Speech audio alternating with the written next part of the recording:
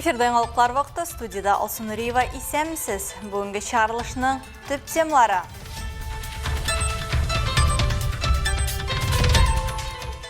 Зор илнің зор бейрәмі. Қолабызда Россия күнін белгілеп өттілер. Бұл бейрәмнің борсында үткеріге керек. Ешерге де бик зор үрнек. Олуларға тағында сүйгініш бұл бейрәм, бик зор бейрәм. Бик зор рәхмәт ұйыштырушыларға.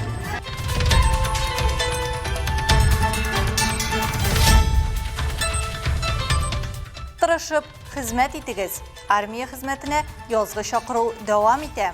Ауыр инде көңілді, но аңлайым, тошты һәр егет кеше тиеш барып қайтырға инде армияға. Алар анда үзгәрәләр, иратқа әйләнеп қайталар, олаялар.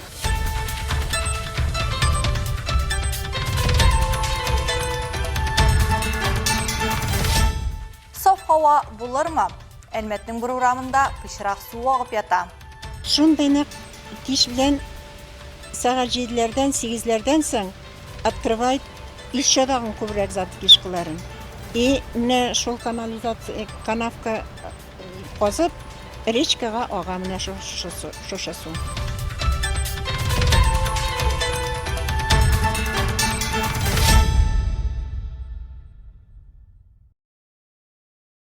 Зур илнең зур бәйрәме 12 июньдә Әлмәттә Россия көнен билгеләп үттеләр. Әлмәтлеләр һәм шәһәр кунаклары өчен халыклар дуслыгы парады, остаханәләр, ярминкә, концерт һәм башка күңел ачулар оештырылды. Төп дәүләт бәйрәме атмосферасын без дә тоеп кайттык.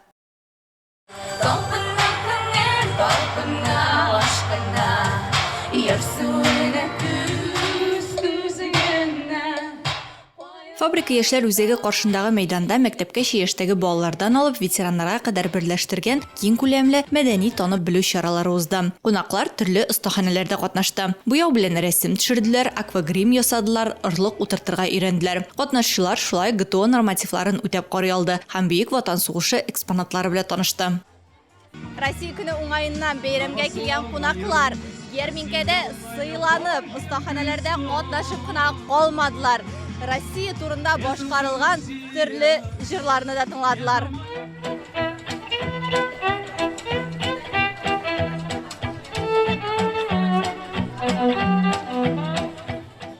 Иҗат коллективлары төрле чыгышлар тәкъдим иттеләр. Классик вокалдан алып заманча бию номерларына кадәр. Чара илнең күп милләтле халкының бердәмлеге символына әверелде. Бик җиңүләр тарихын һәм бай мәдәниятне Кәләй ансамбледе зур бәяле. Бәйрәмгә алар йөрештә катнашырга да, музыкаль талантларын күрсәтергә дә киләләр. Мы воспитанники уже СССР, очень любим, очень гордимся своей страной, своей республикой, также прекрасно живем, Аллаһка шөкер. Бұл бәйрәмнің борсында үткеріге керек. Ешерге де бик зор үрнек. Олуларға тағында сүйгініш бұл бәйрәм, бик зор бәйрәм. Бик зор рәхмәт ұйыштырушыларға.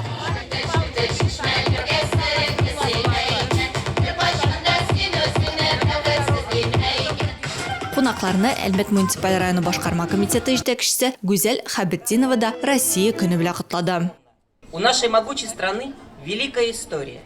Безнең куәтле илнең бөек тарихы һәм бай мирасы бар. Россия күп халыкларны һәм мәдәниятләрне берләштерә. 12 июнь күп милләтле бердәмлек, ирек һәм бәйсезлек символы булып тора. Төрле милләтләрдән булсак та, безнең һәрберебез гаять зур дәүләтнең бер өлеше. Часть огромной державы.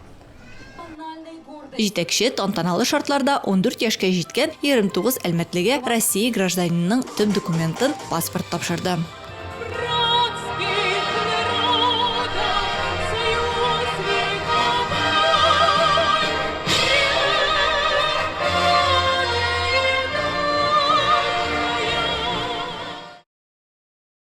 Россия көнен бәйрәм итү кысаларында Әлмәт халкы хезмәткә һәм оборонага әзер сынау үзәгеннән мавыктыргыч спорт акциясендә дә катнаша алды. Оештыручылар төрле этаплардан торган махсус каршылыклар полосасы әзерләгәннәр. Ул катнашучыларның чыдамлыгын, җитезлеген һәм көчен үстерүгә исәпләнгән. Бу һәр балага үзен чын спортчы итеп хис итәргә һәм күңелле ярышларда үз хәлен сынарга мөмкинлек бирде.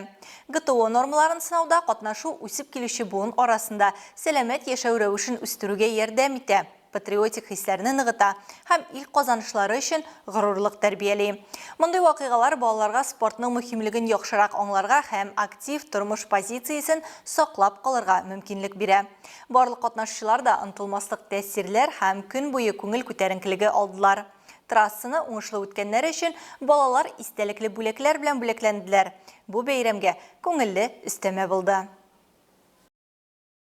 Россиядә армия хезмәтенә язгы чакыру бара.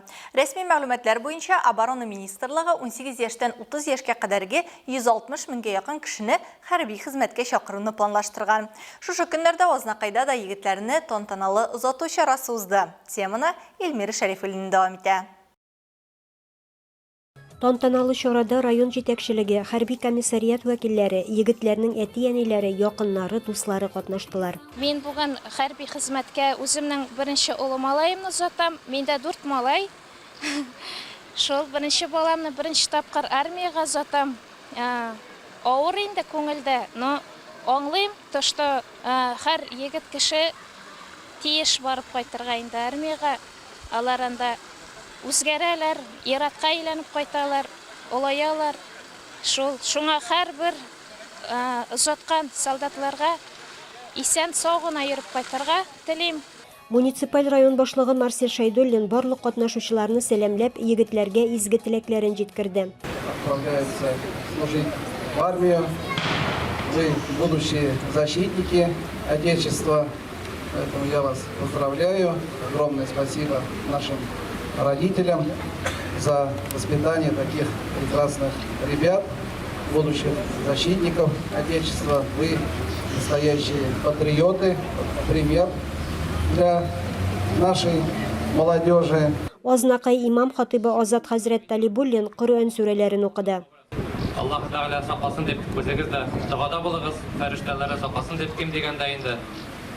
Без мөселманнарыбызны онытмыйча, шушы ла илаһа илляллаһ Мухаммад Расулуллаһ ким дигәндә. Егетләр һәммәсе дә исән сау хезмәт итеп туган якларына әйләнеп кайтсыннар. Эльмира Шәрифуллина, Рөстәм Акбаров, яңалыклар вакыты, Луч Әлмәт телекомпаниясе.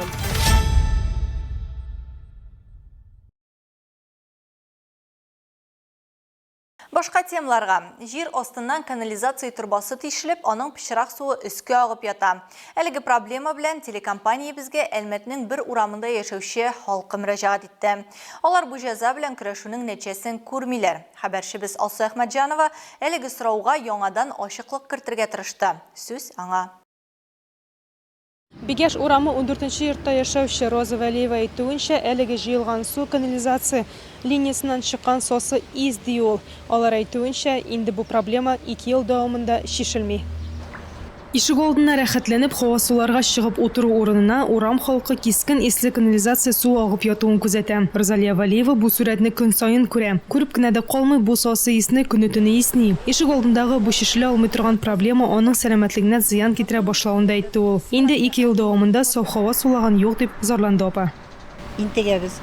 Шушы канализацияны бер кеше караучы юк. Администрациягә да звонить итәм. Экологияга да звонить итәм, МЧСларга да звонить итәм, никто никакое внимание обращает. Просто звоните водоканалга диләр, и все. Водоканалга звонить итәм, вашу заявку передали начальству диләр дигән, и шул килеш все. Халыкның күзәтүе буенча кичке 6дан соң һәм ял көннәрендә су күләме арта. Чөнки күп фатирлы йортларда яшәүчеләр канализациядан актив файдалана башлый. Ә моннан Бигәш урамының 14-14А һәм Каюм Насыйри беренче йортларында яшәүче җирле халык интегә. Өйгә машина белән баруда проблемалы була башлаган. Кышын бу урында зур боз өеме барлыкка килә икән. Язын көзен пычрак изәбез ди ул. Шундый нәкъ кич белән сәгать 7-ләрдән 8-ләрдән соң открывает еще дагы күбрәк зат кишкыларын. И менә шул канализация канавка казып речкага ага менә шушы су. Менә ничек булса да ярдәм итегез инде безгә. Без бит инде интегәбез шушы су белән. Нәрсә эшләргә дә белмибез. Бу урамда яшәүчеләр су басудан котылыр өчен шушы суның үтү юлын ясаганнар. Хәзер канализациянең исле суы елгага ага, ә елга шәһәр су саклагычына кушыла. Яшәүчеләр менә шундый аңлашылмый торган гамәлгә чыраганнар. Бер яктан елга кешеләрне су басудан коткарса, икенче яктан экологиягә зыян китерә. Бу шешелмәгән проблема белән без халык үтенече буенча Әлмәт водоканалына мөрәҗәгать иттек. Да, действительно, там проходит два наших основных коллектора диаметром 720 миллиметров. Сейчас на одном порыв. Анда безнең ике коллектор уза. Хәзерге вакытта нәкъ шул йорт районында бер канализация юлында порыв. Бу атнада без эретеп ябыштыру эшләрен планлаштырдык һәм икенче линияда эшләтеп җибәрәчәкбез. Шуны да әйтә алам, хәзерге вакытта федераль программа буенча яңа коллектор юлы төзү эше бара. Бу иске турба урынына көзгә якынрак без бу иске коллектордан китәчәкбез һәм яңа коллектор эшләп китәчәк. Халыктан гафу По үтенәбез. федеральной программе идет работа по строительству нового напорного коллектора. Это взамен этого 720-го по улице Бегаш. И буквально ближе к осени мы уйдем от этого старого коллектора. И стоки будут проходить по новому полиэтиленовому коллектору. Жителям приносим извинения за неудобство, но скоро все это завершится. Алсу Ахмаджанова, Олег Павлов, Яңакар вакыты, Луч, Әлмәт телекомпаниясе.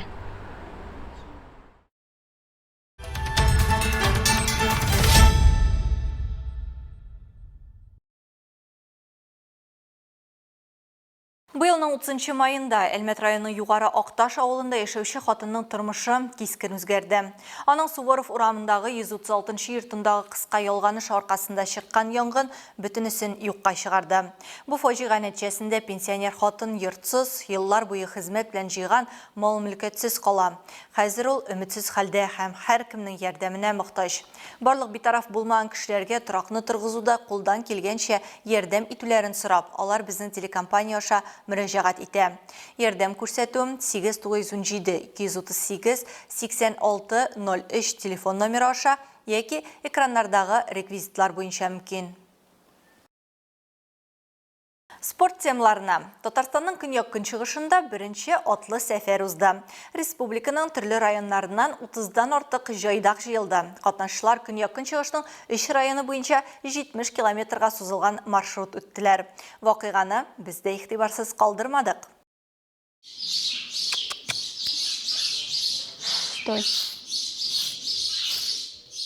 Виктория Нейман Айдан исемле атны атлы походка әзерли. Бу мөһим процедура ди кыз. Мисал өчен ат өстендә калган тузан яки пычрак аның тәнен кычыттыра, шуңа ияр астыннан хайван үз тиресен ышкый. За несколько дней мы их оставляем, чтобы они отдыхали перед походом. Все-таки большая нагрузка будет, 60 километров. А так перед каждой тренировкой лошадей нужно чистить. Даже после тренировки смахивать с них грязь, пыль. Бу атлар белән уникаль сәяхәткә барырга әзер булган һәркем өчен мөһим көн. Җайдаклар Алмака исемле ат ишек алдыннан старт ала. Атларга да, кешеләргә дә бу бик файдалы. Атның сәламәтлеге ул аның аягыннан килә. Ат йөрсә, аның сәламәтлеге дә ат басып торса, ул чирли башлый. Аяклары ката, үпкәләре баса. Кешегә дә шулай ук, особенно ир атларга инде нык файдалы атта йөрү. Менә атта йөргәндә кешенең бөтен мышцалары эшли башлый. Атлы походка катнашчылар Казан шәһәре һәм Әлмәт, Лениногорск, Бөгелмә, Азнакай, Кукмара районнарыннан җыела. Соңгылары үзләренең атларын алып киләләр. Ниятләр инде үзебезнең сынарга, атларны сынарга, яңа танышулар, яңа эмоциялар аларга телибез. Моннан алынган атлар берсенә 5 яшь, берсенә 7 яшь. Әле иретә генә башладылар, 2 ай гына иреттек атларны. Менә Аллага шөкер, әйбәт кенә сабантуйларда чаптылар, үзебездә дә, аударышта да катнаштылар.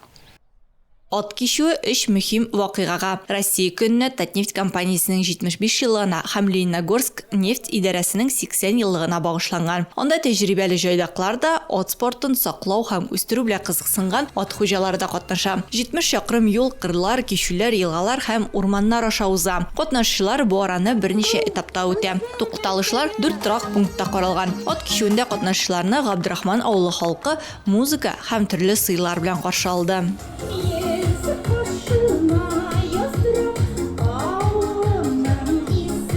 Атлар армадылар уртача гына. Үзебезнең хәлләр әйбәт. Тагын 50 километрны гына үтәбез әле. 50-не үттек, тагын 50-не үтәбез. Хәл җитә, атлар бара.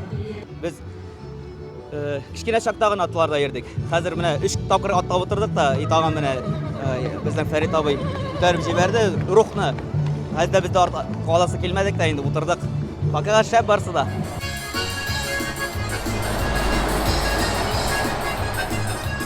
Хәзерге вакытта сәгать 3, иртәнге 7-дә чыгып киткәннән соң катнашчылар 50 чакрым үттеләр.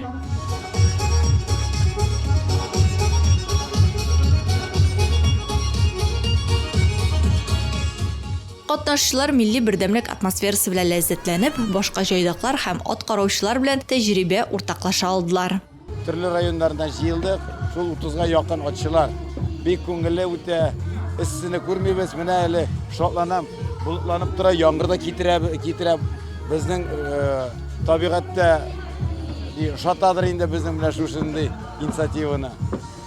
Җайдаклар алдында Габдрахман авылыннан Карабашка кадәр 20 чакрым чамасы ат җигеп барасы. Аннан кире Алмакай ишек алдына кайтасы юл калган иде.